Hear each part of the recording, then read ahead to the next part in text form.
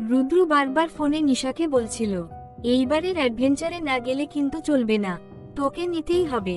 নিশা বিরক্ত গলায় বলল, ঠিক আছে, কাল উঠব। পিলপাড়া পার হয়ে যে গলি আছে সেখানে দাঁড়াবো, তুই গাড়ি নিয়ে নে। রাতটা স্বাভাবিকই কেটে যায়, কিন্তু পরদিন সকালেই সব বদলে যায়। রুদ্র ফোন করে না, বরং সে চরম ভয়ে নিউজ অন করে দেখে পিলপাড়ার রাস্তায় অজ্ঞাত পরিচয় এক তরুণীরা মরদেহ উদ্ধার। নিউজের ফুটেজ জায়গাটা স্পষ্ট, সেই একই জায়গা যেখানে নিশা দাঁড়ানোর কথা ছিল।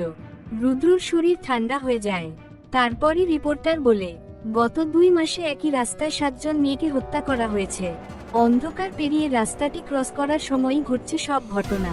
রুদ্র এখন নিজেই প্রশ্ন করে, কেন শুধু রাস্তা ক্রস করার সময়, কেন শুধু মেয়েরা, আর নিশা কোথায়? হঠাৎ তার ফোনে আসে একটা ভয়েস মেসেজ, নিশার কণ্ঠের মতো, কিন্তু অদ্ভুত ফাঁকা। রুদ্র, আমি গলির মুখে আছি, তুমি আসছো তো?